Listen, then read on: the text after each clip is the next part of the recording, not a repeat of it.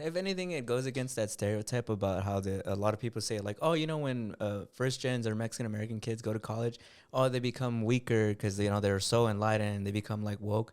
And I feel like it's more like, no, if anything, they're stronger because they're going against all these societal pressures and the systemic pressures of just like being isolated from the rest of your community. There's no one you can really rely on. And when you do try to, like, I don't know, relate to the people back home, you said your family, sometimes you feel like they don't understand you and you feel belittled. And I could feel how that feels so isolating.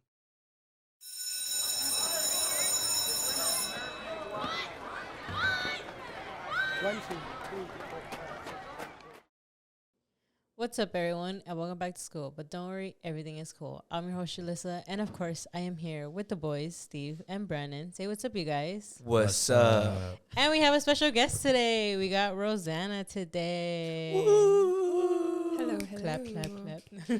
Snap, snap, snap.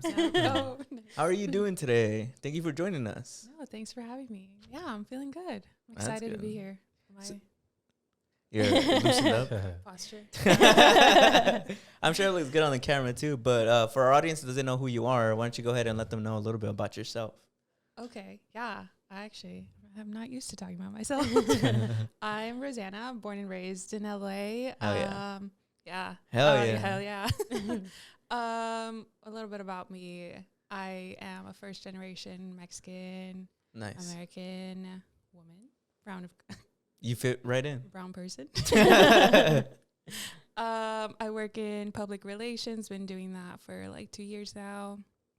What else? I graduated from USC back in 2022. Yeah. There's a lot. I think the more you guys ask, the more I'll share. Yeah, of But course. yeah, that's a little bit about me. And my parents own a bakery, so I'm there. Shout out to them. Shout out to them, yeah. Looking out for the American dream, right? Yeah, literally. Yeah, when I Yeah. walked in, you said that. I was like, no, I totally get it. So Yeah. yeah. That's cool. Yeah, I think we have a lot in common in that sense. Like, we're first generation too, and our parents also own a small business. And I think that's what I really admire. Okay, but being in your field, right? You said you work Yeah. for public relations. Yeah. How does it feel to be a Latina in an industry that doesn't really see a lot of people like us? It's tough sometimes. You're in rooms where, you don't have people that look like you. You are that person. So you try to your best to kind of get in front of people's faces, and it's like, this is who I am. This is what I do. I hope that at the end of it, you can take me serious in art, in what we're doing, in my job, and I'm passionate about what I do. So just trying to share like my perspective and hope they can like get something from that. 'Cause I think that being in those spaces, you kind of get in your head a lot.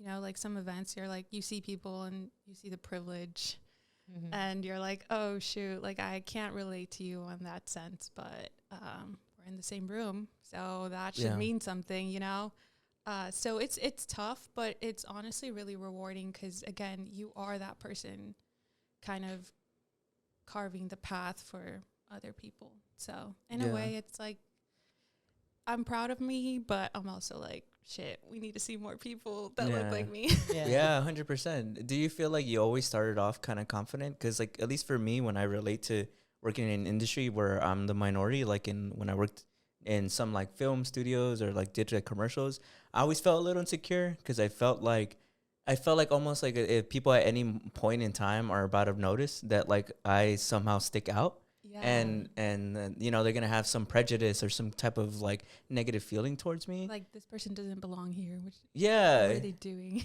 Yeah, even if they obviously don't believe that, it still Yeah. feels that way for some reason. Did you feel like, how did you overcome that, or were you always just really confident?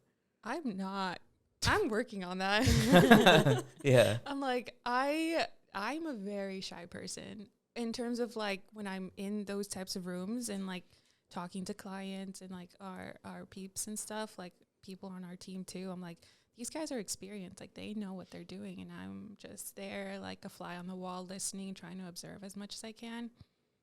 And I think that's helped me too, because I still think confidence is something I'm working on, but I've overcome it by kind of like putting myself in that space and being like, I made it here. I don't know how. Like, obviously, you put in so much work. Like, we're in the room with these people. Let's just make the most of it and like get those connections, because you don't know how that will benefit you in the future. You know, you can hit up someone later that works for like, I don't know, like LAFC or something, and then you're like, hey, I need a job.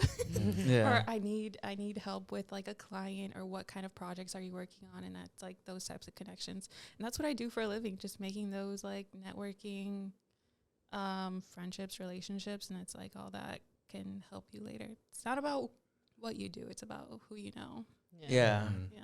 I think that's why it's important to like promote and advocate like your community, because I think that, you know, we all experience this, but there's a lot of times where we also hate on each other. Like, at least coming from a Mexican American experience, there is times where people want to trip up each other, even though we're all, you know, having to jump extra obstacles to even get to the same places that people who are from America have, you know. And I think it's important that we build that community. And I get the feeling that to you, representation is really important. And I wanted to peel that back a little bit and ask, like, why? Why do you feel like representation is important? Yeah, no, I grew up in Culver City. So I was around, I would say a variety of different people. You know, that Culver City is very diverse, I would say. But then you move to like the South Bay where I'm at, and then my mom put me in soccer in Redondo Beach, which is very white, very heavily white people. So I'm like, okay, cool. So just being around those people, I was like, I need to see more people like me. And so when I went to SC, I think that's when it really hit me, because I was the only brown person in my class. And I was the only white, that's I was the only brown woman too, like in those classes. And I think even in my like graduating class, it was like a few of us. It wasn't really, it's like a handful of us. The rest were white, Asians, not a lot of black people either. I only had one dude in my PR class. So really, that in itself was like mind blowing to me. And so I was more scared about like finding a job because of the way I looked rather than what I know. Like that's when I was like, shoot, just because I do PR and like I could be good at it, no one's gonna see that because I'm like a brown person. Like I don't see a lot of brown people doing PR, and I haven't really heard much until now, where I'm like leaning more into it, and I'm like, okay, there is people. We just need to be more seen, more like, you know, proud, make space. Yeah. So, yeah, I think that answered your question. Yeah, no, it definitely does. I was gonna go and ask you a little more about your experience going to USC, because I've heard, you know, stories where it's predominantly, you know, very like white, and it's like the institution is kind of like that. But I wanted to ask like your experience on how it was being there, because that's where you did your undergrad, right? Yeah. So I did 2 years at a community college, and then I transferred to SC.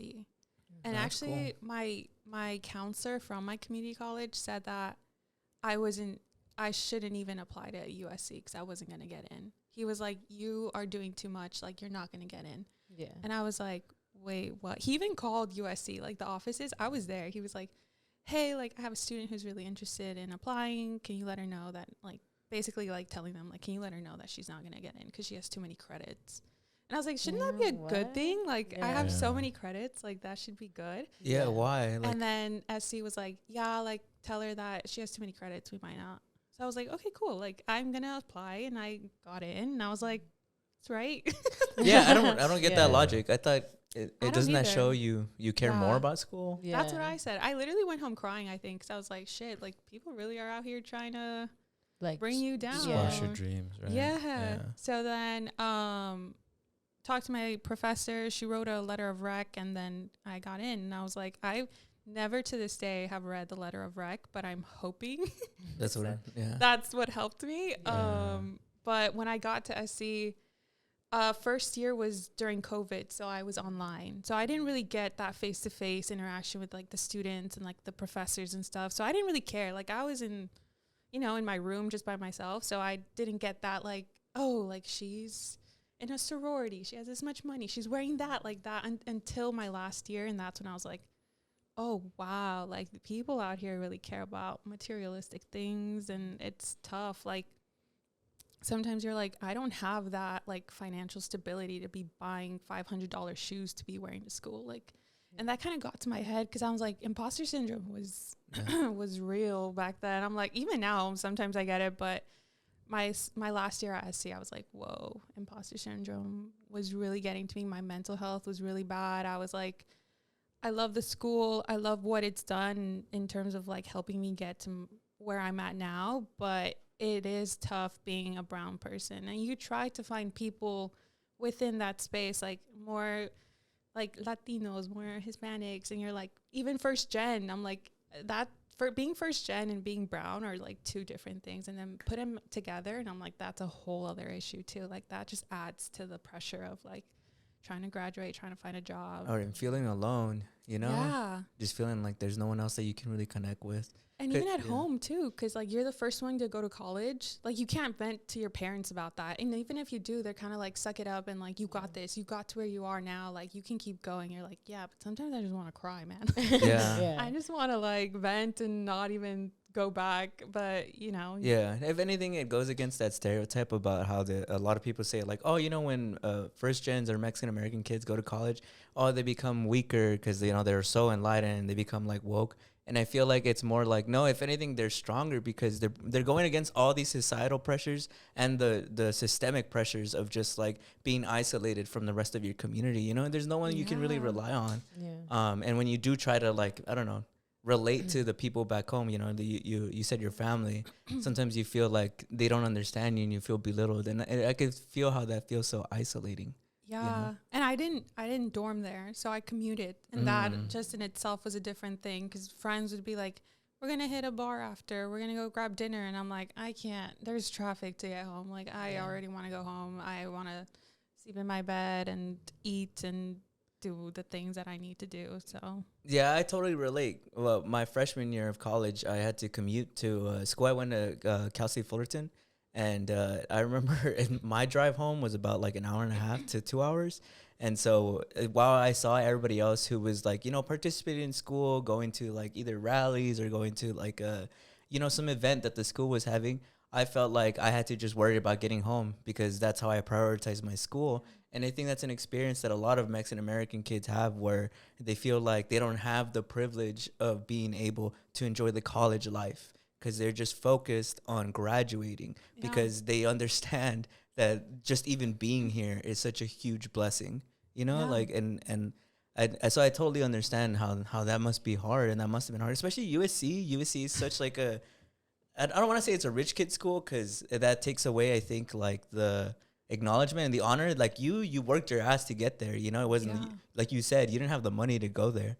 But it is known as like a rich kid school. And so I imagine like I don't know how much more the like isolation just feels being there by yourself. Yeah, it was definitely an experience, but I learned a lot from that. I think Made you tougher?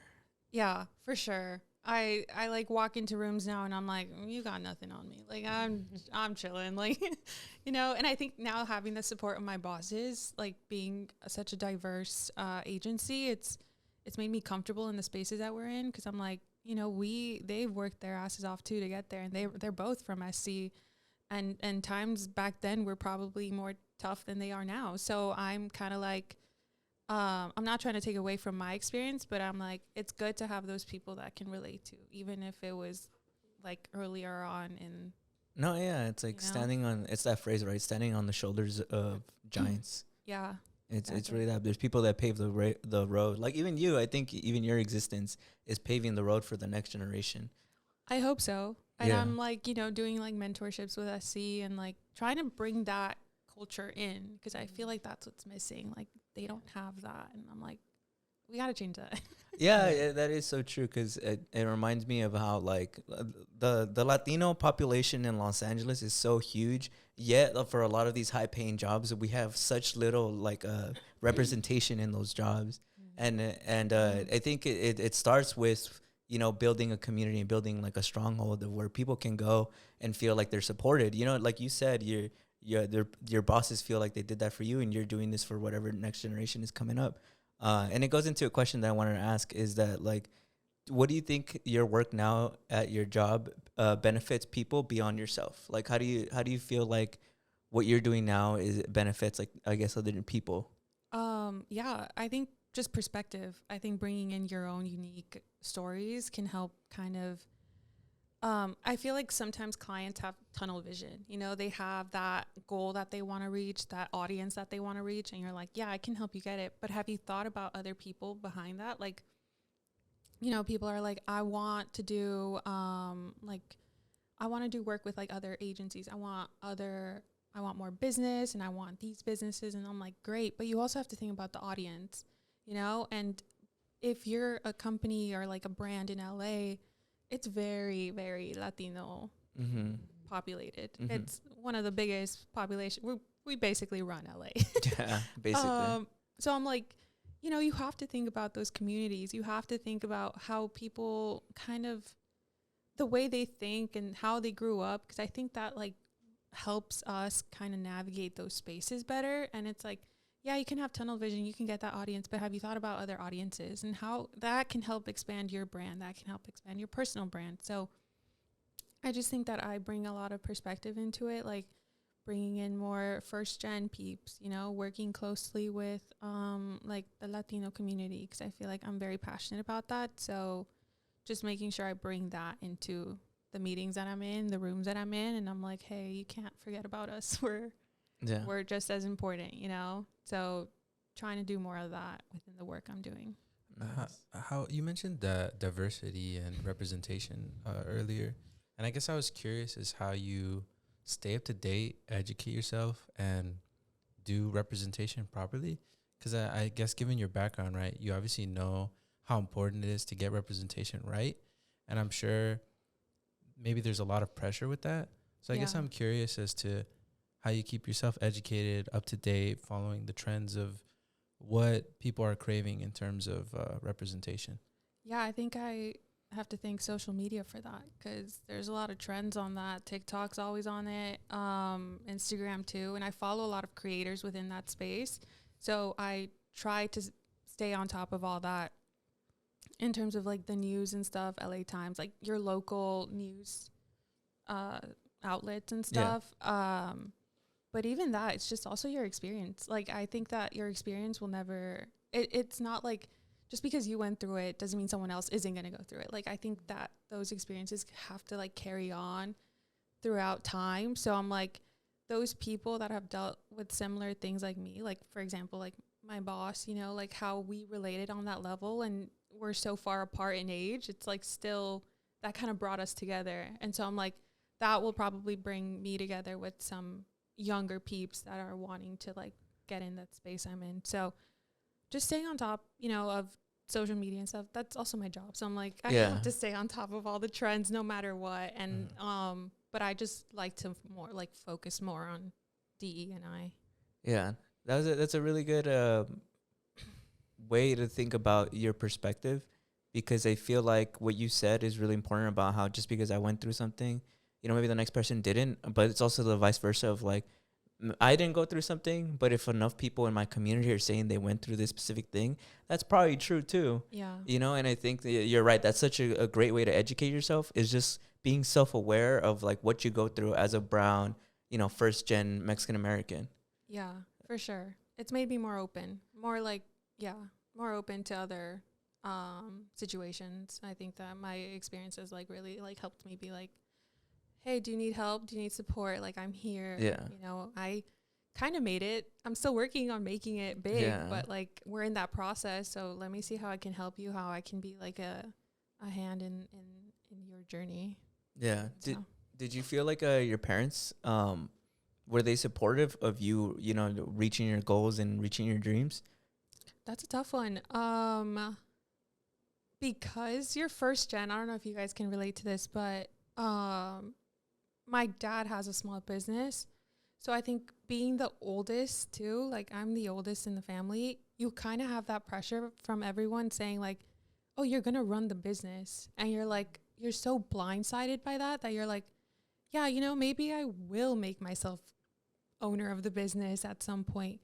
But then with my dad, it was like, yeah, but you got to do it now. Like, you should do it now. You should get in that mindset. And I'm like, but is that something I want to do? Like I went into college trying to major in business, thinking that I was going to run the business. And then I took a few classes and I did not pass calculus 3 times. And I was like, I don't know what other signs I need to know that I'm not a business major. Yeah. So it took a lot of conversations with them, like, hey, this is what I want to do. You just gotta believe me. You gotta trust me. You just have to support me. My mom has been nothing but supportive. My dad, he's super supportive, but he's more on like the kind of like The fence. yeah, you know, because he worked so hard from like coming from Mexico here was like, you don't have anything, you don't have anybody, and he just created a business from the ground up. Like, I'm so proud of him, but I'm like, I need to find my own like passion before I like continue yours. Yeah. So Yeah, no, 100%. Because, I mean, I'm not the only first gener that I know, and I'm also not the only first gener whose parents have a business.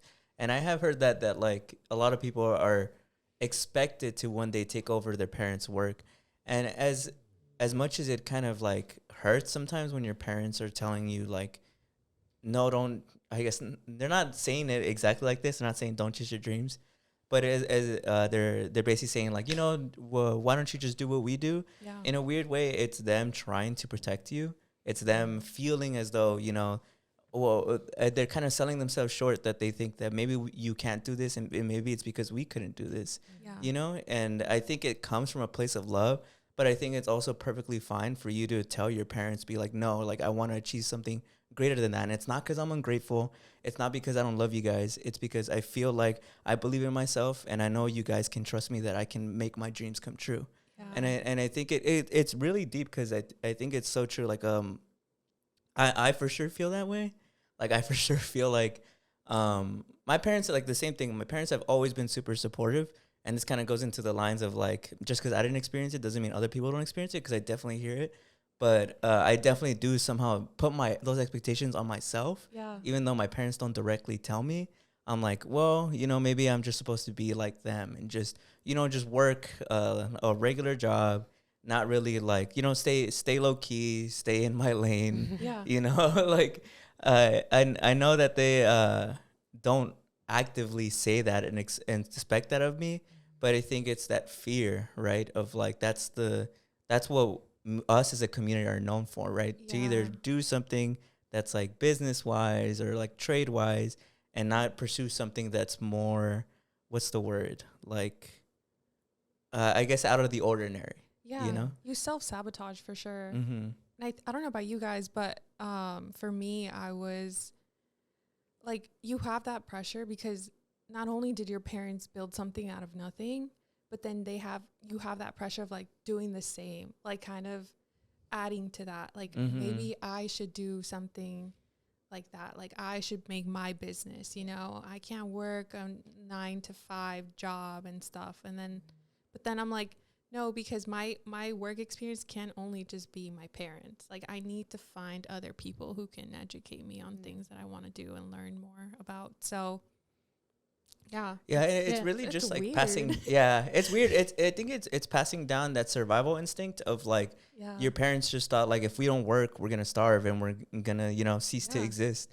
And I think they passed that down unintentionally, and we grow up and we grow older, even though we have all these resources available.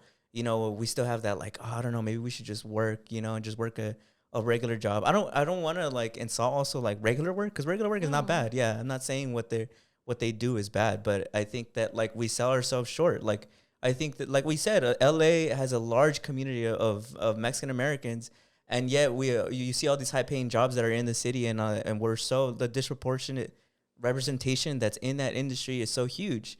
And it's because, you know, a lot of the times we feel as though, why even try? You know, we're gonna fail. And that's obviously wrong. You know, we could do so much more. There's so many of us. If we just share this communal strength together, I think we are stronger in numbers. Yeah. Yeah. Sure. Well, I also feel like with the whole, because I do relate, because I also went to college and I did like business management or something. I also realized I sucked at math, so I was like, I can't do it. Same. And the other, I think for me, the pressure was always just like, I didn't want, like, I saw it more as a legacy. Like, I saw it that my parents built this business and they created this, you know, my dad went to school and he studied all this to, like, be able to have his own business.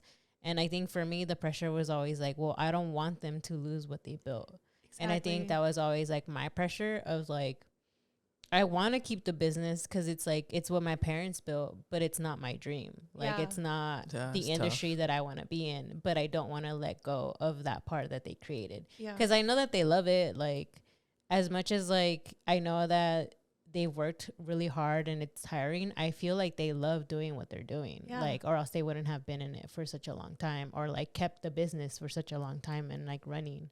And so then that's why for me, it was always like, do I want to do this? Do I not want to do this? But knowing that, like, I guess because I also saw Steve like go through the whole schooling and stuff, I'm like, but I feel like I'm not good at that. Like, that's not my field. Like, I know that it's going to be super hard for me. Like, I can imagine it was hard for him. For me, it's going to be 10 times harder. And I'm like, I can't do that. Like, I think for myself, I just, as much as I can, like, I'll try. It's not like I won't try. I'll try. But I know that it's going to put me through, like, this thing of, like, but this isn't, like, my passion. And I'm not enjoying it. No, sure. But I think that's always been the hard part. It's just, like, my conflict was always like, I want to keep the business because it's like, this is what they built and I don't want them to lose it. And I know that someday they have to retire and I want them to retire and have, you know, the life that they built for themselves, like, to also enjoy it. So I think for me, that's always been like the conflict with it. And like, my mom has always told me to, like, she was always like, oh, well, cars are always going to be around and like, you should try it and this and that. That is true. And she would always say that. She would always say that to me. And I'm like, I get it. Like, I get it. But it's just like, it's not my passion. Like, it's not what I want to do. Even though like there was times when I was like, well, if all else fails, right? If things don't go the way that they're supposed to go, then I feel like this is my backup. At like, least I have that. Yeah, at least I have this. Like, this can be my backup. I can try to figure out, like, if I don't get to study about like cars, then I'll try to figure out something about the business and how to run it. That feels like a privilege too, though, to have that backup. For sure. You know, because I'm like, I know a lot of my friends, they don't have that backup, and I felt so like bad saying like, oh well, if all comes to worst, like I will be at my parents' business. But then I'm like, I wouldn't feel good about that because that's not something I'm passionate about either. Although now I'm better. I think taking time away from it has really helped me want to help it more, if that makes sense. And I do see myself kind of expanding the business, just not now. I don't think I'm in that space now. Well, I think it's like boundaries too. Like, I think it's different. It's a different perspective if you're being forced to work in a certain place than, you know, you grow to love something and you're like, I actually want to grow and let this business grow, you know? So I think that's where it goes a little different. And I agree too. Like, when I was younger, I didn't want it to seem like I felt like working for my parents would be settling, because I felt like that's kind of insulting to them in their work. Yeah. Because to them, it's not settling. To them, this is their livelihood. You know, this is what they worked for. So I also don't want to. I just declare. I guess I don't want to make it seem like that's at all what I'm saying. Because shout out to, you know, parents out there who built at least a life enough to where their kids can fall back on something like that. You know, that's tough. Super admirable. No, it's tough. Like no one really sees the hard work that your parents went through, and even you sometimes, like the mental health that you went through. Like I had a lot of anxiety when I was like 10 and the business was just starting. Like I didn't call it. I didn't know it was anxiety, but you know, sometimes it was late nights where we'd have to sleep in the bakery, like on like a cardboard box, because we couldn't go home. It was such a busy day and my dad was just starting. So it's like those stories you kind of carry with you, and people don't really know that because you're like, oh, well, now they're fine. Like, look at them. They have this, they have that. And I'm like, yeah, but there's more to it. Like, I think you've just worked so hard to grow that you just. Yeah, no, I get what you mean. Because our dad used to have 2 places. And then randomly the city took away one of his businesses because they said that they were going to turn it into something else. Like, it wasn't my dad could like, oh, maybe if I pay enough or if I talk to them, like they were like, no, we're going to take this away from you because we're going to use this. They never did. To this day, it's still an empty lot. It's still That's just an empty lot. But they took it from my dad out of the blue. And I still remember I was a little kid. Like you said, it stays with you. It's probably something that'll stay with us for our lifetime. But I remember my dad was just, I've never seen him more anxious, depressed, more worried, you know. And I guess because I was a kid still, I wasn't super self-aware of like the repercussions. I Yeah. was just like, I want to watch Cartoon Network, you know, like, Yeah. but it's definitely something that I still remember because to see your parents who are supposed to be the ones that are always have things under control, Mm-hmm. They're just protecting you. yeah, just admit that they have no control over a situation. Yeah. I think is very scary. Yeah, I Especially- remember they were really emotional about it. Well, especially because they had been there for years. They had been there for a while, and and Yeah. it was like their first actual like business that they Yeah. had started. It was like another kid for them. Yeah, No, literally. and like Yeah. and like how you said, like there's things that you kind of like still remember, and I think for me it was always like just remembering that they always were working. Like they would Yeah. hardly be with us. That's why like for the most part our older brother took care of us. And it was Yeah. like there was those things, right? There's like those small things that you kind of remember where it was like my parents weren't around that much. Mhm. So it was like because they were always working, and I don't really blame them for it. Like I understand why they did it and why they were doing all those things, because they were really Yeah. trying to protect us and like, you know, have our family be good, you know, Yeah. wealthy, you know. And I think that's a lot of things that people don't understand. Like, yeah, now we get like the benefits of it, right? Like Yeah. now we see all the good sides of it, but I think people don't understand that there's also the other side of like Yeah. your family going through like so many hardships. Because we can imagine like us, right, as first gens, like when we apply to college and like we can't reach over to our parents and ask them questions like, oh, how do I apply to this Yeah. and that? Imagine how it was for them trying to start their own business, business, like not knowing literally. anything and being in like a country that is very much like you guys don't belong here kind of thing. Yeah. And like trying to also learn how to assimilate and being like, well, you And also don't speak English, so like The language barrier is Yeah. crazy. Yeah. No, that Yeah. literally. Yeah, it reminds me of what you said earlier about how you can't even talk to your parents about college because they didn't go to college. And so there's this like culture gap Yeah. between you and your parents. I felt that way, but luckily I had an older brother. But I always think about, I wonder how he dealt with like high school and, you know, like small little stuff. Cause like I wouldn't really ask my brother like advice about girls or like stuff that's like high school related. But like I at least could learn from just watching him, right? Cause he Yeah. went through that. And like it just makes me that more appreciative, at least of having an older sibling and also of my parents, because they had a culture gap, but they tried their best to try and be there for Yeah. us. You know, like there's those memes about like when your dad helps you with math homework and he doesn't get it either. Yeah. You know, like I can appreciate that. And I can really admire how much, you know, they passed down that integrity to us. And you go ahead. No, I was gonna say, and our older sibling also went through the same thing. Where I want to say it was in high school, and I think it was his French teacher or something. But his French, I think it was like the parent like teacher conference thing, and I think my brother was struggling with like French or something, and the teacher was like, "Oh, well, he should learn French because that's like a important language or something." Yeah, I remember. And then I think she told my parents to. I think this is what happened. I think she told him that he wasn't gonna do great in college or something like that. That's So like he crazy. shouldn't even try. And my parents were like, well, and that was to my parents. Like that wasn't directly to my brother. That was but I think she probably did tell my This brother was a that French directly. teacher? Yeah, Yeah, I That's remember. Crazy. Yeah. I was a little kid, but I remember the story. Yeah, I Go remember. ahead, go Well, ahead. because I remember my parents were mad about it, Yeah. and so my dad went off on her because my dad also has very much like Especially when you're younger. My dad has like a temper. When we were younger, Yeah. he had a When- temper. yeah, He's when not we as were much younger. anymore. I think it's all dads. yeah, and he like went off on her and was like, well, French isn't even like an important language. It's Spanish and English. So she's like, Literally. so I don't know what you're talking about. And then she was like, and my child is gonna go to college and he's gonna finish. Like, I don't know what you're talking about. And Kind he of just- he thing. was I like, mean, it was "Fuck more, you." but like, but that's basically like he went through the same thing too. Yeah. Of like he was the older sibling and he heard a lot of like he wasn't gonna make it in like college and stuff. And I think that's super crazy hearing it Yeah. from like schools and Yeah. stuff and like your Yeah. teachers specifically too. Yeah. So shout out to you because you're the oldest, right? Yeah. Yeah, shout That's out a to you, whole other dude. Yeah. conversation. Yeah. That's, Yeah. It's tough. I like, again, because of your business, your dad, your mom, and then your little sister, because I have a little sister, I'm like, I feel like I was the glue to everything. Like, I have to be here, but I have to also be here.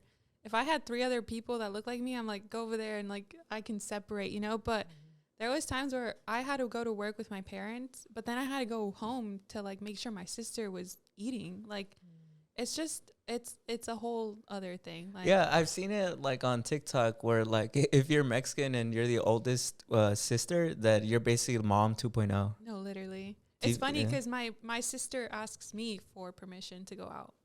Even now, like she'll be like, "Hey, I'm gonna go out with some friends. Can I go?" And I'm like, "Are you telling me or are you asking?" She's like, "Well, a little bit of both. Like I'm letting you know I'm going out, but I'm also asking if it's cool." And I'm like, "Yeah, I mean, just be careful. You know, like I trust you. I trust your friends."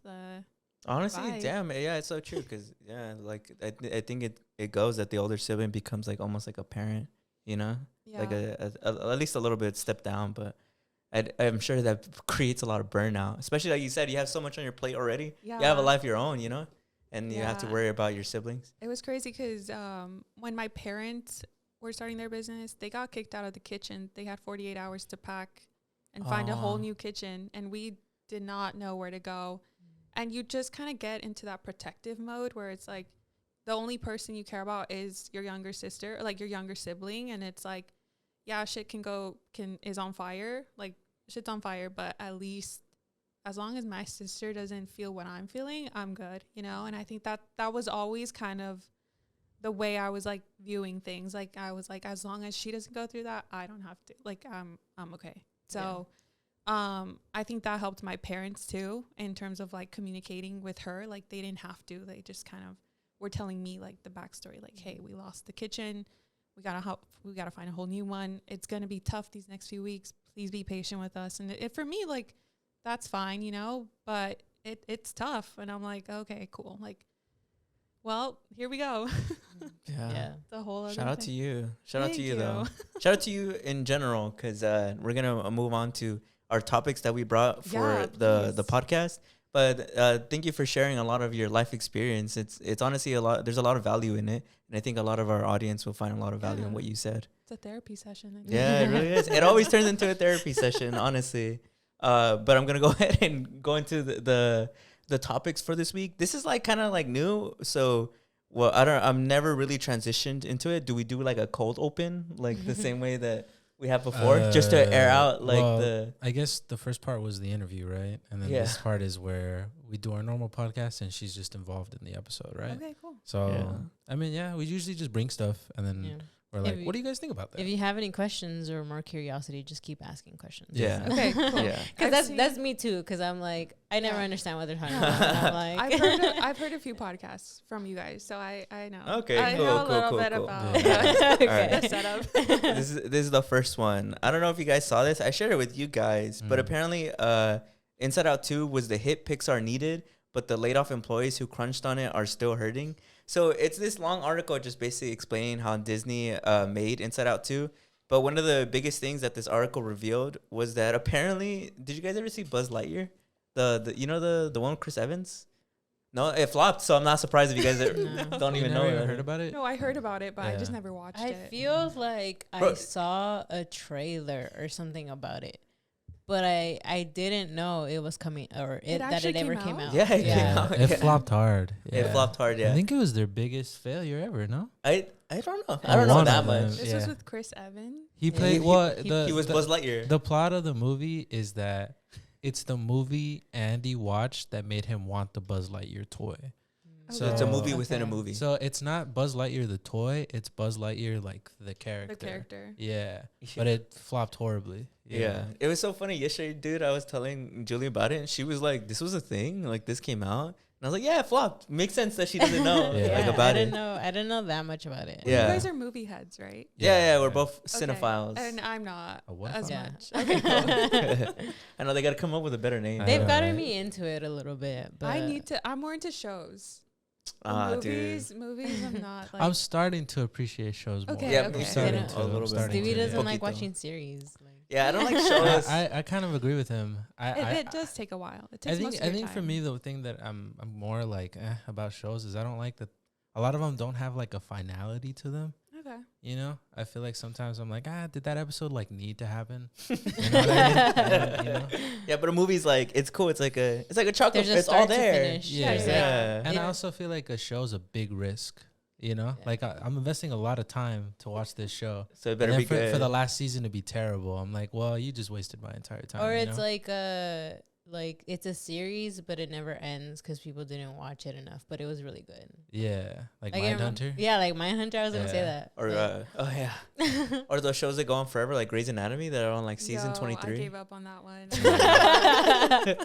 Yeah, but the reason I bring it up is because in that report, apparently Disney blamed the flopping of Buzz Lightyear to I don't know if you guys knew this, but in the movie there's a same-sex kiss scene that where I think, is it two girls? It's a blink and you miss it. Yeah, Like, it's literally like 2 so- seconds, so bro. The context of the article is, I think some laid off workers allegedly claim that there's a lot of homophobia in the higher ups of Disney, and that a specific, I forget who, I don't even know if they mentioned it, that allegedly one of the, I guess, what would you call it? What's the position? Like a CEO or something? CEO? Like that? I don't know the CEO of Disney, but the head of the head of a department yeah. blamed the failure of Buzz Lightyear on the same sex kiss. But it's only like 2 seconds. I forget what it is, but I think it's in like a montage. Like if you genuinely blinked, Yeah. you would miss it. I think it's like a character. Obviously, it flopped. None of us have watched it, but yeah. I think the scene happens where one of the characters having like their life is flashing before their eyes before they die, and they show, I think, Yeah, like their romantic interest. Wait, Yeah. I feel like I heard about this. Yeah. Yeah. The more you guys are talking about it, But I remember the same sex thing, like same sex kiss was like a big thing when the movie was coming out. Yeah. But like for reports to now be coming out that like the higher ups are blaming the movie flopping specifically for that 2 second scene, Yeah. I feel like tripping. well, but in regards back to Inside Out, Mm. allegedly they're claiming that they would use that and say make Riley appear more straight. That a lot of when they were like going over the movie, that apparently that, yeah, have you guys seen Inside Out too? Yeah. You know I how? haven't seen the second one. Oh well, in But the you can. Spoiler. I don't think it's a spoiler. Yeah, If yeah. anything, in the movie, she wants to become friends with this other girl who's popular. Mhm. I guess in the original like shooting of it, it's kind of hard to the higher ups were very afraid that it was giving she has a crush on this girl and Oh, not it's just wants to be a ambiguous? friend. Yeah. So they would repeatedly be like, "Hey, pull that back a little bit." I'm Like, not gonna lie. I did watch a glimpse. yeah, And I did think that. yeah, Same. yeah. So when I saw the trailer, I Yeah. saw the trailer, I thought they were gonna kind of reveal that she was Me gay too. or at least bi or something. Yeah. Yeah, same. Because I remember because when I saw the action movie, I was confused because I was like, wait, I thought Riley was like gay. Like I Yeah. thought she had a crush on this person. Yeah, I thought Disney was changing. I the game. remember- Yeah, me too. I remember seeing the trailer and thinking that, but when I watched the movie, it didn't even occur to me. So this is all alleged, by the way. Yeah. I could see I could see. I could. Just so we don't get sued. Yeah, it's all allegedly. I could see it. I But- could see that happening. I actually met the CEO of Disney. Bob. Bob Iger? Oh, I what's went he to his like? house. What? Yeah. Oh, nice That was house. crazy. Yeah. So Yeah. I went to New York for USC. Yeah. It's a 2-week program, and the dean is his wife, the dean Oh, of my wow. school. damn. And she was like, "You guys want to come over for some lunch and Yeah. talk about, life?" Same sex kissing. And then she was like, "Oh yeah, Bob should be here," and I was like, "Bob, like Bob the Bob Iger? Mr. Disney. Just Mr. walked in." Disney? Yeah. Will he bring Mickey with him? Yeah. No, but I think also, I'm saying allegedly, but it is alleged. Like Yeah. I don't think it's been proven. Yeah. Yet. Do you want me to read the article a little bit? Well, there's more, right? Because they were saying that after Inside Out basically kind of finished, that it was already a hectic production, but that they laid off a ton of workers, and because they laid them off, they weren't eligible to their bonuses. Yeah. So it's this big ordeal. That's crazy. And yeah, apparently one of the girls said that she went to the office and she asked specifically like about the bonus, like, oh, like I know we're getting laid off, like, but they got laid off literally right when like around the time they're supposed to get their like bonus, right? conveniently right before. And yeah. one of the executives was like, the bonus is only for active employees. And then she said that she literally sobbed like right in front of her, like she broke down. And that they claimed that they asked the people who were laid off to not come in and get their things because they didn't want to make the other employees feel bad. So they were asked to just leave their stuff there. Damn. Oh yeah, That's crazy. yeah. That was in the Florida. And then I don't. This isn't in reference, but this was before this came out. I don't know if you guys knew this, but in the Inside Out 2, there's 2 cast members that didn't return to reprise their roles. It was Bill Hader and Mindy Kaling. They play Fear and what's the green one's name? Disgust. Disgust. And I think it had come out that the reason they didn't is because supposedly Pixar offered them an insulting pay. That I think Joy got like something like $5 million or something. And they were like, "Can you just do it for a sandwich, Bill Hader?" Or something like that. It's like, come on now. Bruh. Yeah.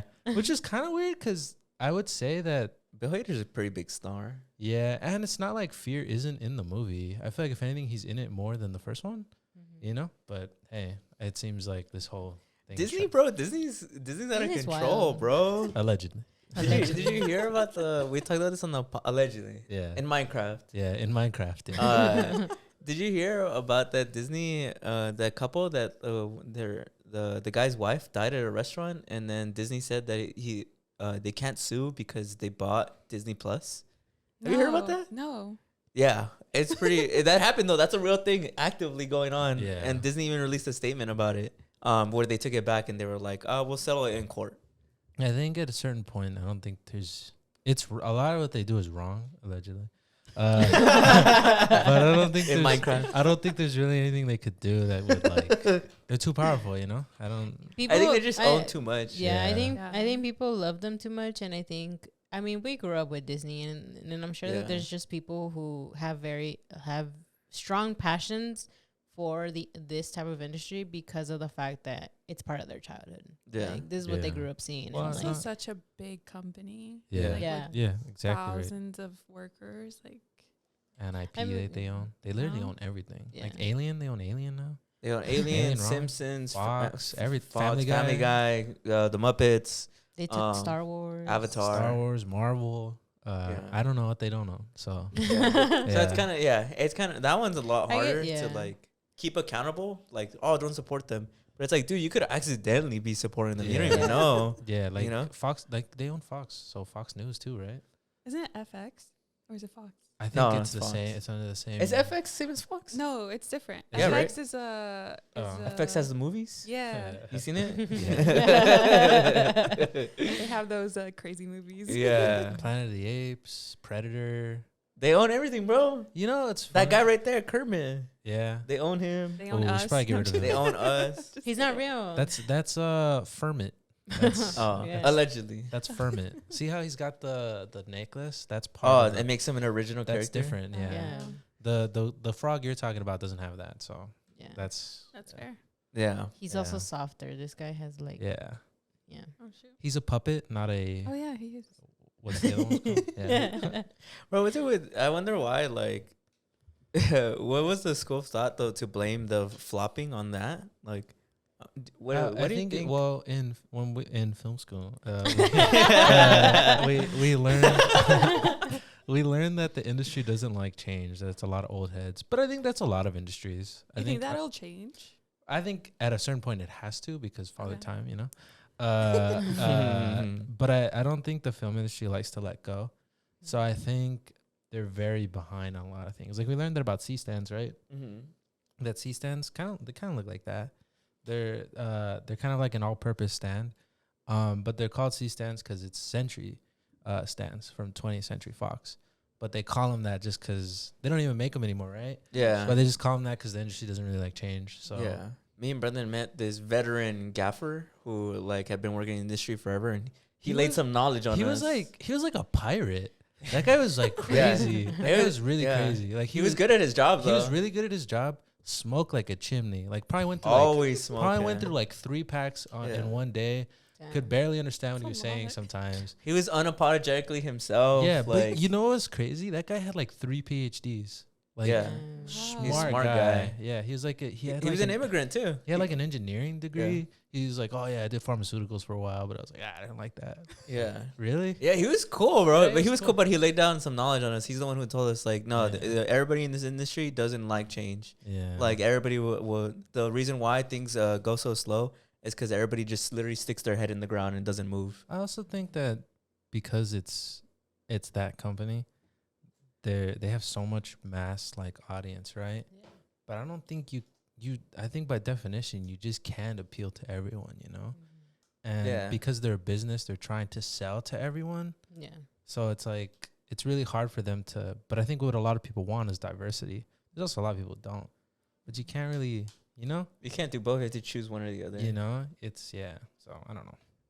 Yeah, because that's what they said. They said that they wanted, specifically the language they used allegedly is they wanted to get rid of the same sex like ambiguity of Inside Out 2 because they wanted the stories to be more universal. That happened, I think, in that other movie that came out, Strange World. The one with Jake Gyllenhaal. Oh, that one flopped too, no? Yeah, but apparently that also had a Same sex, a gay stuff? like not subtext, but like a plot that I think a lot of people were blaming that it was that. Mhm. But I saw maybe like one trailer. Like I never even, you know, and I think the most famous thing that came out of it was the Jake Gyllenhaal clip where he's like, "This is a pretty strange world too," Oh, I and saw nobody that. laughs, you know. So other than that, I You don't see really that? see anything. I don't know what you're talking about. You didn't see that? You had me and then you lost me. You never I don't saw? know You what- never I don't seen know that what it's meme? They're not on our side of the internet, bro. What is it called? It's- Strange World? it's Strange A World. meme like blew up from an interview. It's the probably the most famous thing to ever come out of that was Jake Gyllenhaal doing promo for it. Oh, Mm-hmm. yeah, I need to see it now. Yeah, It looks like this, I guess. Oh. Yeah. Yeah, and there he's in an Wait, interview. Why And isn't like Indiana Jones? it's supposed to be. It's supposed to be like an adventure movie. Oh, it's supposed to be an original movie, you see? But And it people flopped. complain got that it. that there's never original movies. There are original movies. There people just don't are see 'em. original Yeah. movies. People Just just don't don't- go see them. Yeah, That's true. yeah. They complain all the time. What's with all these reboots and superhero movies? And then they line up in There's a droves to go bunch see of 'em. reboots coming out now. Yeah. Didn't Disney announce that? Yeah. What, the Toy Story 5, Freaky Story Friday 5. 2. Freaky Friday Really? 2. Yeah. Yeah. Although I'm kind of scared for that one because I don't think it needed a A sequel? a sequel. Yeah, so. no. It didn't really. I know of all movies. I mean, it would have been fine. Like With maybe, Lindsay like- Lohan? yeah. Yeah. With like literally. Really? Yeah. Yeah. They And, they posted I um, think a picture like on the set already. Wow. They're doing Yeah. Yeah. Right. they're They doing did. the live The whole- action the of whole Lilo and gang. Stitch. Oh yeah. Oh yeah. Oh, yeah. Mufasa. They're yeah, making Mufasa. prequels. Mufasa. I actually I'm intrigued about Mufasa because of the director. He directed Moonlight. Cancel him. Cancel him. Cancel Brandon. I guess you don't. Everything's a joke to you. No. Yeah. I don't know. Yeah. But Julie, moving on a little bit. Husband invention. What does that mean? Yeah. Tell us about that. So I was just like, this just came up on my For You page, and it was about husbands that invented things for their wives that we actually now use. So wait, say again. So what was it? So it's like inventions that like husbands made for their wives that we now currently use. Really? Oh. Okay. So, So lover boys. Yeah, bro. A Lover lover. boys. These are real. These are real facts for real So- lovers. Mm-hmm. This article called it Sound "Big like Cher. Inventions Inspired by Love." Okay. So surgical gloves.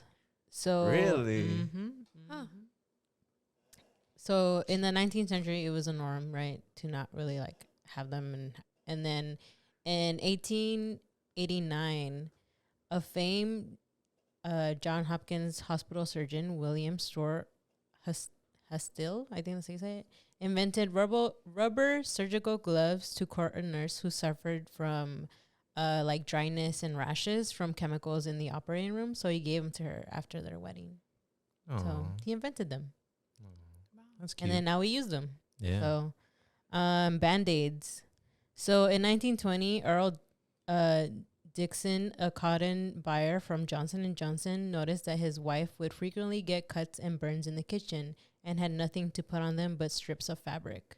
So then he took adhesive tape and gauze and created a Band-Aid for his wife so that she could easily apply them to her wounds. And then in 1921, Johnson & Johnson bought the first adhesive Band-Aid strip to market. Wow. The rest You is see, history. if he wanted to, he would. Dude, where are the women inventing stuff for their husbands? Wow, I that's think- crazy. Hold on, chill. I think that happens a lot. It's just that the husbands would come and take credit. Damn, that's probably real. Yeah. That's probably true. We brought you into this world. That's That true. should be enough. Yeah, a woman invented you.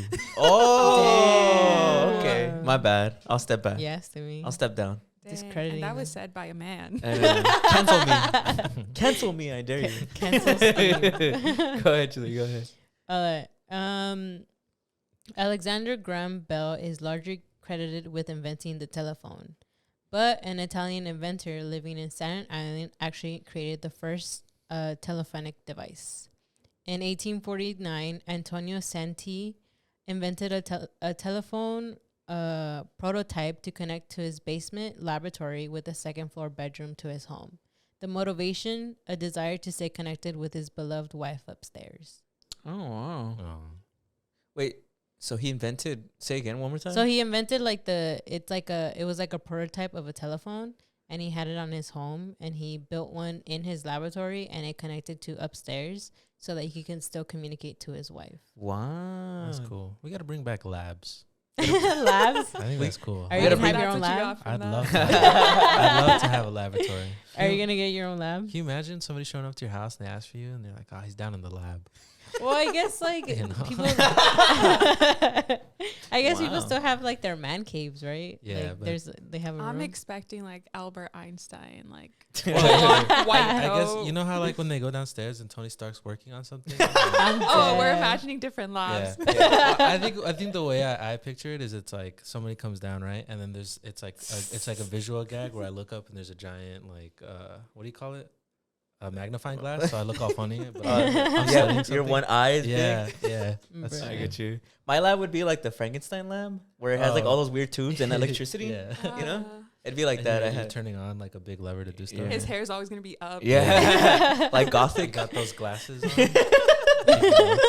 My dream lab, bro. I know. Let's get rid of man caves. Let's just make Bring back labs. or at least just call it that. Yeah, you know? Labs. and bring He's back in real the- lovers. He's in the lab. He's you in know? the lab. We gotta bring back real lovers, bro. What would the modern day? That dude invented a telephone. Never been Yeah. done in human history, just to talk to his His love. I don't Yeah, think yeah. I don't think we have inventors like that anymore. No, they don't even bring flowers anymore. Damn. It's crazy. Do That's better. not true. Do Men, do better. better. That's not true, bro. I- They're I- talking shit about our gender. I've seen that one person on TikTok where she's showing the modifications her man made in her home Mhm. specifically for her. And I think those are really cool. Have you seen that? You haven't seen that TikTok? I haven't seen them, but I always see TikToks of like, oh, I'm gonna make like my wife's vanity from scratch, and he's like building a whole like entire Yeah, table for her. I've seen those. No, yeah, I saw I'm one where he decks out like the bathroom for her, and because she would run into like this issue, and so he was like, oh, I'll just reinvent the bathroom because he's like a carpenter. So he's like, all right, That's sick. yeah. You see, so- but like, But if it's he's go ahead. but he's a carpenter though. Okay, or I don't. So I that's, think a like, part of it. contractor. you can learn. That's his carpentry. job. I guess. I think you just have to invent something within your own strengths, right? Like there was another TikTok I saw of this guy. He's like, my wife really loves butterflies, so I made her a butterfly chair, Oh. and he like builds it out of like wood and stuff, and like it That's comes out cute. so nice. And I'm like, Uh-oh. I think it's a thought that matters. Don't just build me like something just to Make a homemade card, like where you cut out the pop up, you know? You see, bro, if I was a billionaire, I'd actually try to invent something new, like out of Yeah. love. I'd be like, it's a teleporter, so she never misses me. Like the fly. Yeah. that he invented in his lab. Yeah. Or like a I'm clone of dead. me. Like this is Bruh. a She's clone never of my with- So she's never without me. head. Yeah, just my head. Oh Yeah. no. well, the most recent one. This sounds pretty recent. So, have you guys ever heard of Wordle? Yeah, Yeah, yeah. I play it all the time. So that New was York- on actually New York Times, right? yeah. So Okay. that was actually invented by a guy named A real lover? Josh Wordle. Yeah, and he's a Welsh software engineer who His n- developed the viral web-based word game Wordle. His name is Josh Wordle. Yeah, but it's spelled differently. So you know how Wordle is like word. Oh, it's like Oh. it's like Is it Wardell. ward like ward? Wardell. Yeah, Wardell. Yeah.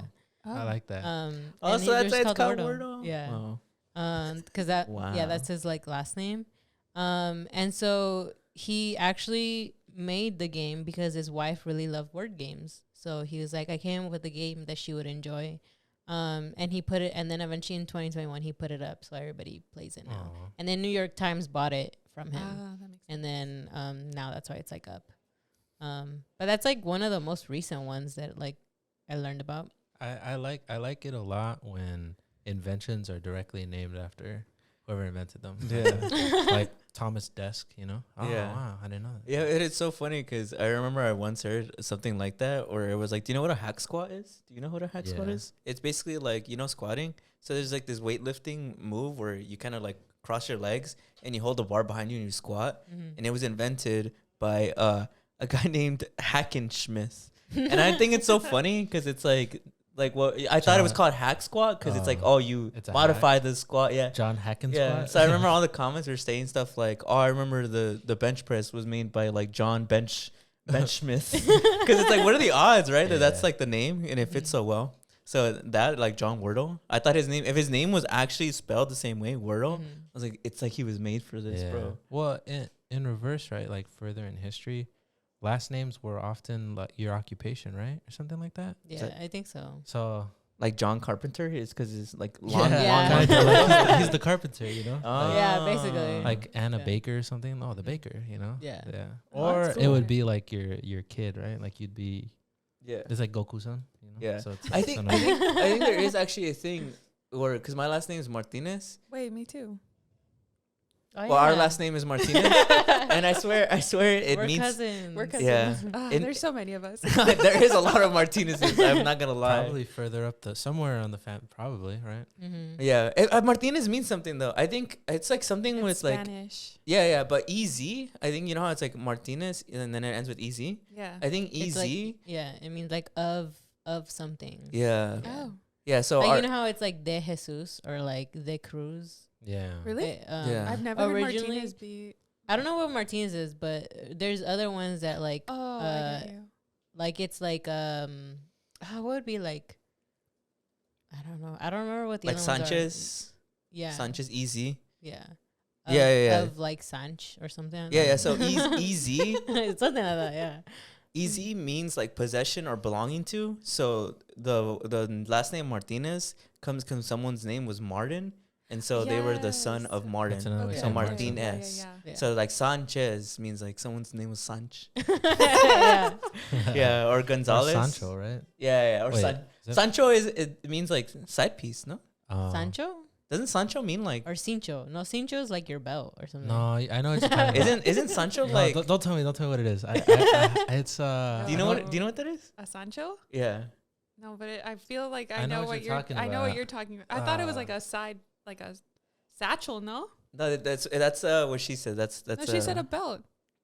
Oh, yeah, you said No, Cinto? but I I know said I know what Cincho. you're Oh, talking Cincho. about. You know what I'm Is it talking about? Sancho? Is I it? swear it's Sancho. Maybe. Let's look it up. Maybe, Yeah, yeah. maybe it comes from that guy. I think before I see this, it comes from that guy. Yeah. I think Sancho means like side piece, no? Like Side piece. like a girl is like not her main dude, but like her side piece. I don't No? think I've heard Or of am I it. I tripping? don't haven't think I've heard of it that way either. Yeah. It's no, there's something. I know what he's talking about. It says the other man, Spanish. Sancho is the Mm. person's other level. Sancha would be the side lady. Yeah. Boom. That's I knew right. it. The other I knew it. woman. So Sanchez is you think it's like Maybe it the means, like- original, Oh my the God, original we gotta Sancho. we gotta bring that back then. Instead of situationship, you just say Sancho. he's my Sancho. I learned that from my brother because my brother would always not that my brother had one, but my brother would always just say it because he thought it was a funny word. He's like Sancho. Yeah. Like Sancho. So Sanchez, I guess if your last name is Sanchez, and I do have a friend whose last name is Sanchez. What about like Hernandez? De Hernan. Oh, de Hernan. Yeah. Oh, Like interesting. Hernan Of Hernan. Cortez. Yeah. Hernan. Whoa, yeah. Shout out to Martinez's. All So of us out Martin? there. Yeah, there's a lot of us out I don't know there. about you Rise guys. Up. Huh? Martinez's rise up. No, Martinez. we all just float. Martinez's rise up, bro. That's like 80% of the population probably in LA. Where is your family from? Oaxaca.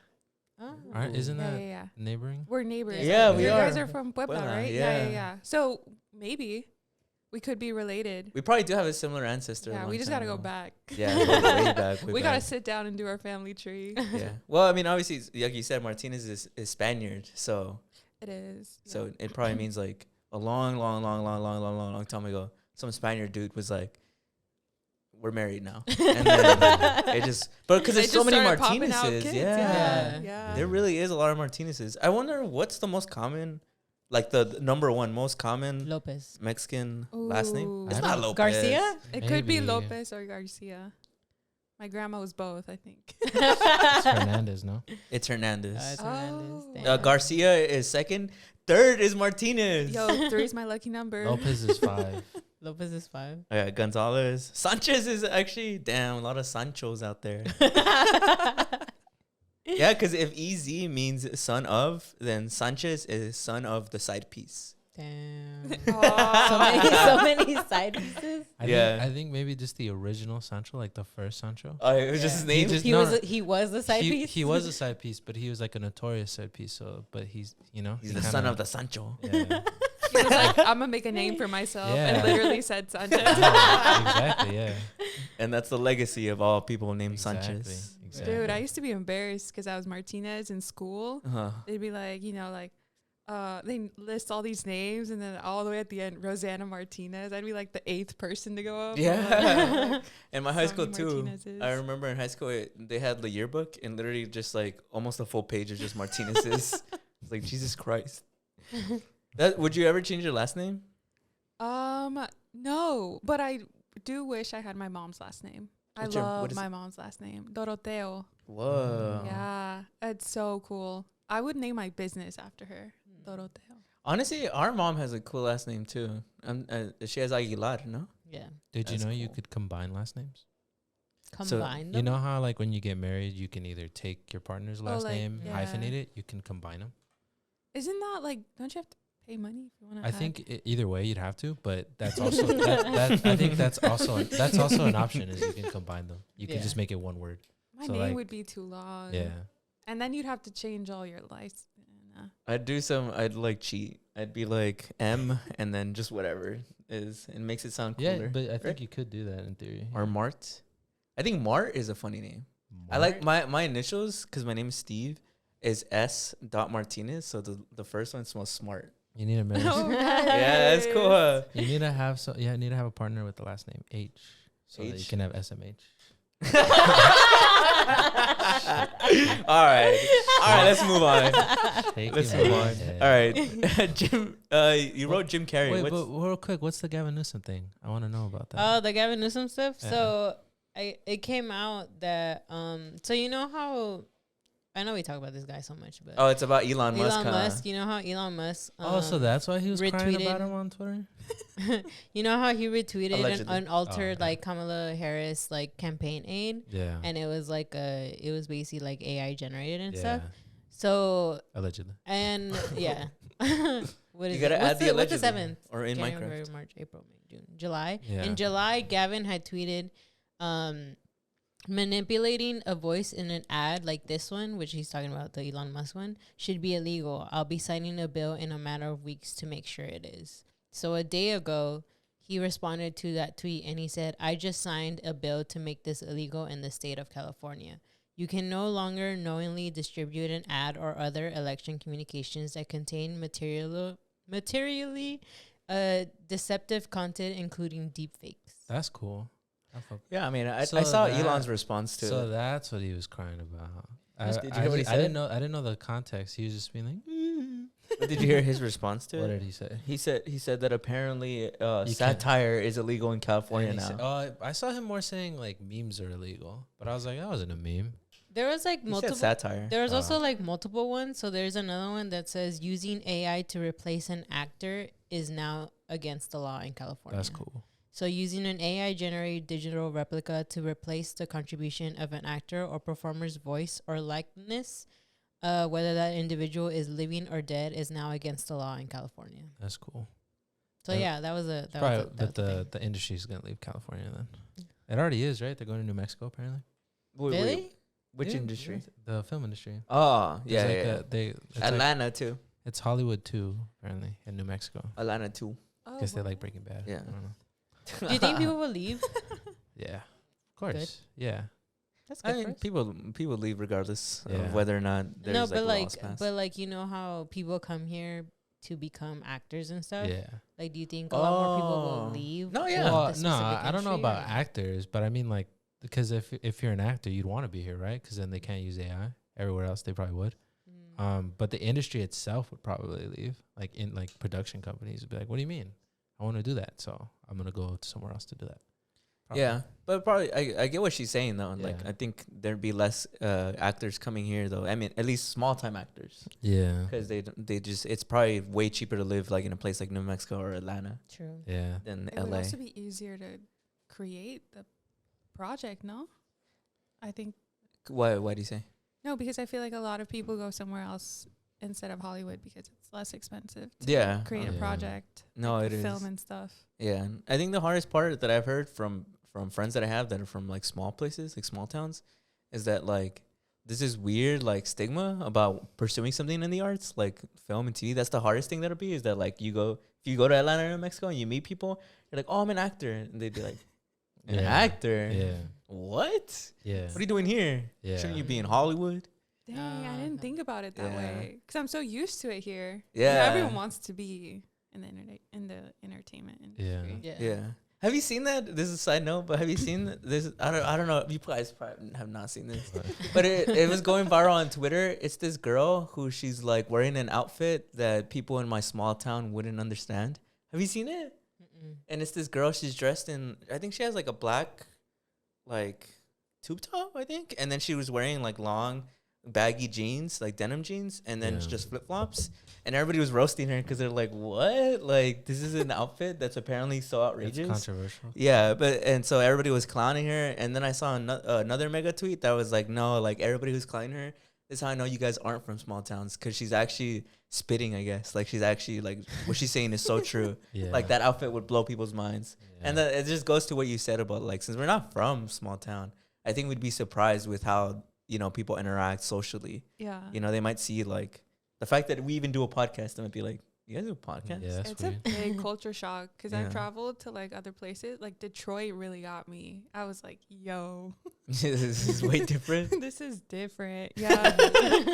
Not in the bad way. It was just Yeah. kind of like, it's not something I'm used to. People are in bed by like 8 p.m. Mm-hmm. and the streets are all lonely. And I'm like, yo, in LA, 8 p.m., you're barely Yeah, people getting are, ready to go to a I will party. say the one thing that everywhere else has this beat is the driving.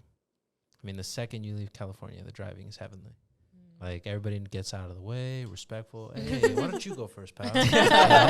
Here, rather see you die. I'm just you so know? used to it. I don't It's think true. like I even mind it anymore. I'm just like, Yeah. The one thing I always remember from Mexico, especially like driving, is you know how like here they tell you like if you're going slow, stay to the right. Yeah. So in Mexico, so if you are on the left lane and there's a car behind you and you are going slow, they'll flash their light and then you just move.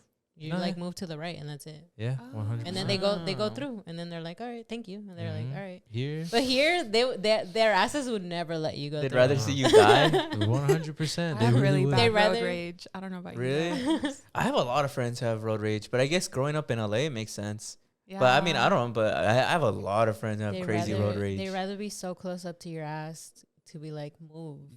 So like literally, there's times when, do you guys know that freeway? You guys will know. But if you're from my house where you're getting onto the 134, but then you have to cut all the way across to the 5, Mhm. but you have maybe like, Like 2 seconds. you maybe have 2 seconds to do it, or you missed it, and you miss it for a bit because then you gotta go all the way around. Yeah, I know what you mean. Literally, man, good luck. you really, people will speed up just to not let you. People will do, I mean, It's so true. yeah, it's like, Everything you guys are saying, I'm like, fuck. I know, yeah, 'cause you gotta drive far. Yeah. I'm an angel driver. I let people go. I try I to, like you know. move if I feel like they're in trouble. Like if it's super packed, I let them go in. Wow, you're really nice. Yeah, I try to, because like I mean I live here, so yeah, I've be- seen it. Yeah, be the change you want. I Yeah. feel like you're the driver that would piss me off. I was like, why are you letting this guy go? For sure. Yeah. For sure. I could tell like whenever I let people in. There's specifically, San Fernando Road. Yeah. You know how it's all like around when all the high schools, because there's like 6 high schools there. When they're all getting out and like it's literally nothing but packed. There's Yeah. always people trying to like come out from like either like a restaurant or their house. And I always let those people go, and I can always tell the people behind me are pissed. They're like, come on, bro. We've already waited in line like fucking 30 minutes. And I'm Yeah. like, okay. That's true. Like, You're also another thing though that this is science that you know how people are super Science? like speeding or whatever, like I'm gonna get there faster. I think after a certain like mile per hour, it makes zero difference. So like after 80 miles Oh. per hour, it doesn't make any difference. You'd have to go like 200 miles an hour or something like that for it to make on the freeway? yeah, like after 80 miles an hour, it makes zero difference to how like- fast you're gonna get there. Oh, I get you. So because I think like the faster you go, the faster you have to go. It's like a math equation they did. So people being like, no, I gotta get there faster. It's like, well, you're not, you know. Bro, they just said they're not good at math. Oh. Yeah. You lost them. You lost them a little. You don't ever. I think this is funny. As When- long as you don't do the equation, I got it. I think it's funny when people get all mad or they like run the light to go like around you, and then like 2 seconds later They at the They're same the light. same light. Yeah, All that for nothing, always bro. happens. That does happen. It happens in Glendale all the time. Everybody Yeah. has like But then expensive that's fast why cars. But they also say people who speed are also the ones who cause traffic. Yeah. Because, like, for one, it's like people, see you speeding. So they're kind of like, oh, fuck. And then the other part is like Cut you people off. catch up to the car that's already in front of you that's already going slow. Yeah. So then since you stop, that just causes everybody else to stop. Yeah. So then it just causes traffic. So Yeah. if you go faster, you are causing the traffic. Basically. Some people, have you guys seen those clips on Instagram? Some people do way too much. Did you see that guy? The guy sent you. We tried to kill that guy on a motorcycle. No. Oh, I did see that. Yeah. Like you know how motorcycles can lane split. Mhm. Some cars for some reason just I don't know, they can't stand it, so they'll get in the they're way. jealous. And so I think they'll just get in the way. So the motorcycle That's just fucked up. the motorcycle guy Yeah. just flipped him off. Right. This guy he pulled out of the thing and was chasing him for like hours to try and hit him. So the motorcycle went up. The guy stopped traffic, stopped semis to turn around and try and run over the guy. I still think it's wrong for the guy in the car to try and hit the guy in the motorcycle, but I just think it's funny. It's like the guy in the motorcycle was just chilling. All he did was flip him off. Yeah, but he got in his way. He could have killed him. I know. But I still think obviously the car's in the wrong. But Yeah. he antagonized him. And Also, you guys live here, like this part of LA. I think this near the part of LA. center. Yeah, it it's a gets little bad, crazier Yeah. than Here. where I'm. Yeah. I've seen people eat shit like on motorcycles. Yeah, that's Yeah. yeah. Yeah. Like, I mean, yeah. just coming, I'm like up the hill. I'm like, oh shit. That's why I'm intimidated to ever get a What? motorcycle, even though I know it'd be like clutch. I'm intimidated because I people don't know. are crazy, people bro. are mean. They try to like intentionally Yeah. hit them for some reason. Even in a car, they try to like Yeah. mess you Yeah. up. When you're in a smaller vehicle, I can't imagine, dude. Yeah, I don't know what people's Yeah. problems are. But okay. For the final topic, Yeah. you wrote Jim Carey. What Yeah. what I'll is give you the that? context and then I'm gonna look at to credit the people that I saw it from. Okay. So I saw this this TikTok and from another podcast. I'll shut you out right now.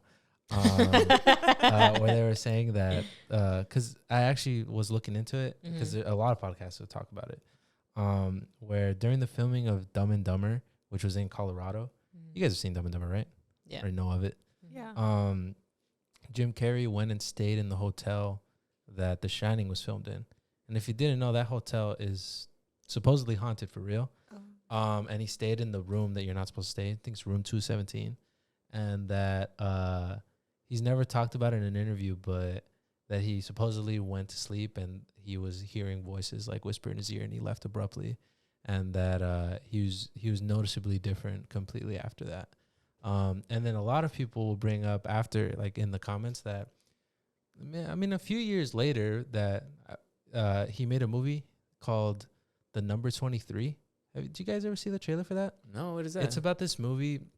It's, I think, based on a true story where this guy, he starts to see the number 23 in significant moments in his life. Whoa. And he starts to kind of go down a rabbit hole of like that number is significant and bad things are going to happen to me.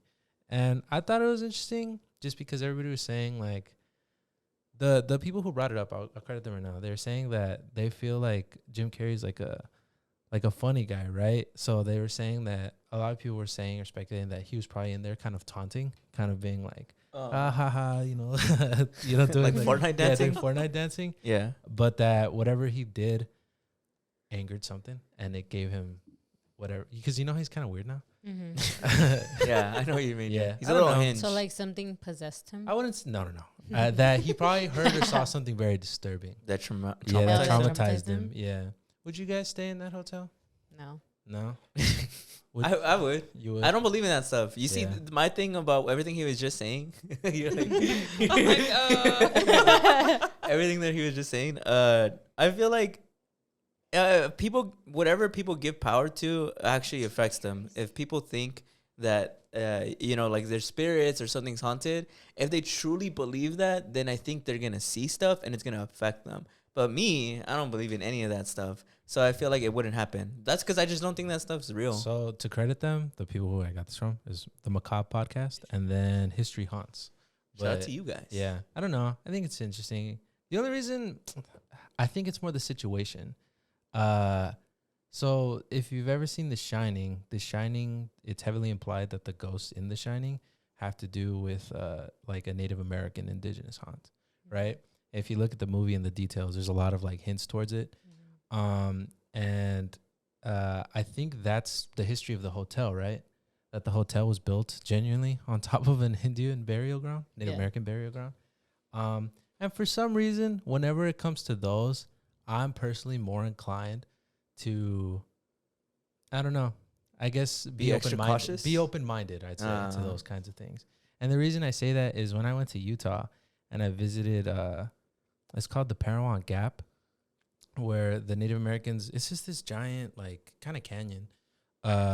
It's like 2 mountains and an ancient river, like, split it down the middle.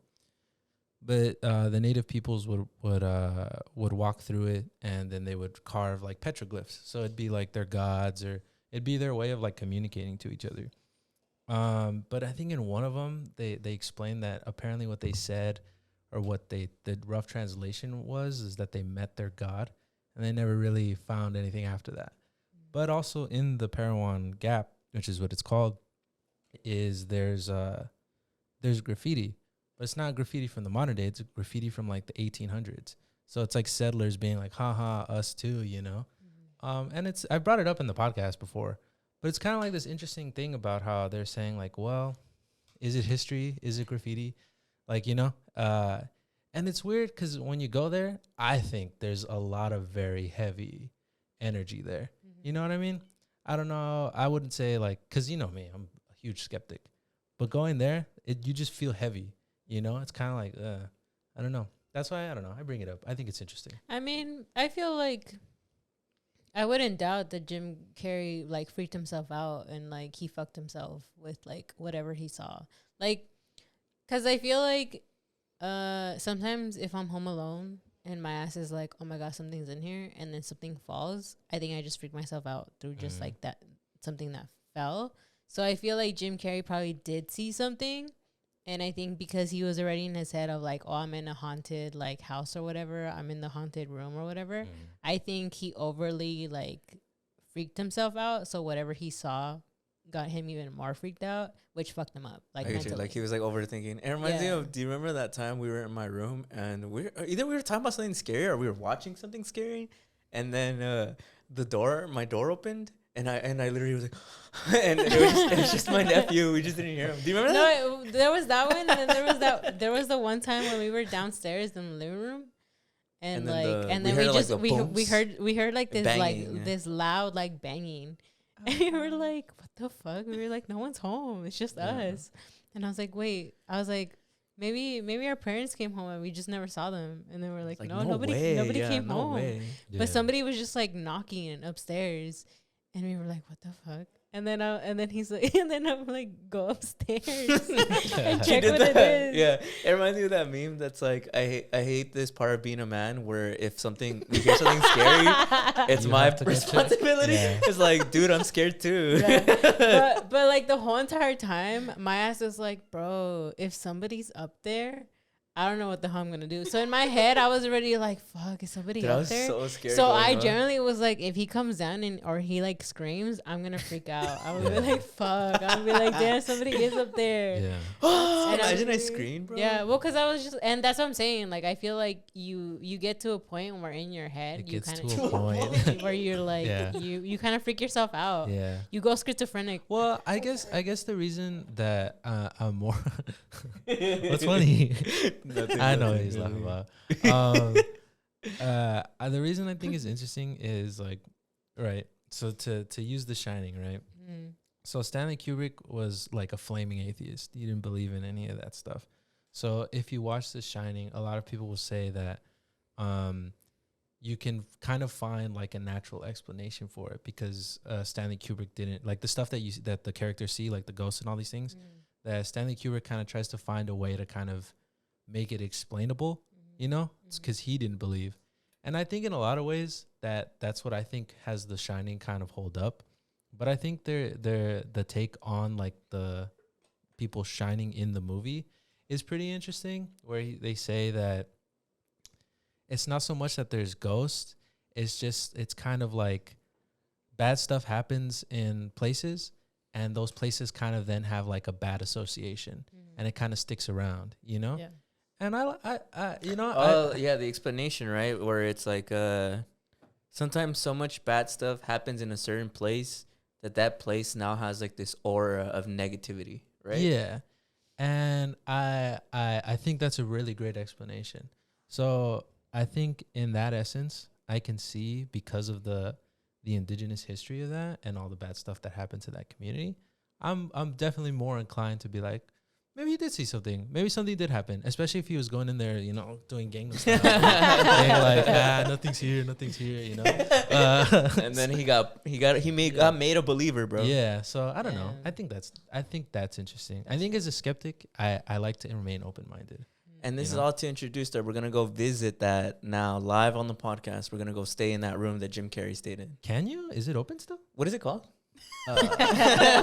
Because fucking Stephen King stayed there too, right? Something. What is it called? Scary. I think in the it's Spooky. called the Just look up Real Life Overlook Hotel. Spooky season. I'm going to Queen Mary. Oh, you can. That's scary. I hear that place is haunted too. It's the I hear- yeah, I Stanley hear that one. Hotel. I heard that one is. What haunted. happened to Stephen That King? one's close too. Can you look up what happened to Stephen King? It probably is like it's all bullshit. So what happened on the Queen Mary that makes it There's haunted? a lot of murders. Oh, really? Really? Yeah. Well, there's I think so. stories. Well, because they're open for Halloween now, but before, like back in the day, because I think they closed the Halloween section, but they had their boat opened and they had mazes in there, and each maze had like a story. I don't know if those are still true, but like I think so. like a little girl drowned in the pool, so that's closed to the public. But they opened it for the maze, so we literally passed by the pool, and I was like, "Yeah, I like this." Yeah. And then someone was murdered in a room Yeah. or committed suicide, and like all that. Jeez. Well, workers say that they genuinely Yeah. feel and see and hear like weird stuff. Well, the reason, going back to why I like The Shining's explanation, you ever meet somebody who I'm like, man, there's something about that dude. Like, there's something about that guy That's, like, creepy? that's like, he's got some aura of badness. And then later you hear on that he was kind of like a psycho. I can see that places have that kind of thing. I don't know if there's like goblins and ghouls like running around, but I can see that there's like how you said that there's an aura of negative energy. Yeah. Because it's kind of like what you said, where it's like you're putting power into that kind of thing, Yeah. you know? So I'm like, I could see it. Yeah. You know? Because I mean, they say perception, right? You believe something hard enough, it becomes true. Yeah. So if people believe enough that a certain place is haunted, maybe it is. Yeah. Spooky season. Hell yeah. Hell yeah. This is a perfect one. Fall. Yeah. By the time this comes out, it'll be fall. Happy fall, guys. And that's going to go ahead and wrap up this week's episode. Shout out to you. Shout out to coming on the podcast. Thank you. Thanks for having me. Yeah, thank you. so much. Yeah, Shout It out to was a you pleasure to guys. have you. Yeah. Yeah, it was super. The it was first super time I met privileged. Brandon. Yeah, I know. Hi, nice to meet you. No, you're really good. I love the introduction, like combos that we were having, and even this is amazing. Thank you for coming. Really. Thanks. Yeah. I'm like, thank you. The audience is clapping. You can't hear them on Yeah. the microphones, but they're here. They're going crazy. There's a Yeah. standing ovation. Wow. Oh, thanks. I'm bowing. I'm bowing. But before we send everybody off, I got to do a shout out to our patrons. Shout out to Yoel, El Verdugo de Pasadena, Jade Chicano, Angel Zamaron, Eli Quintero. I am Potato Tots, Carla Corazon, Stephen Carvajal, and Sarah without an H. Thank you so much for your patronage. Your patronage is always appreciated. If anybody ever wants to join the Patreon, our link is always in the description. You get access to a lot of exclusive content, a lot of good exclusive content. But thank you to everybody for watching. Thank you again to Roseanna. Yeah, we hope you enjoyed this episode. We'll see you guys next week. See ya.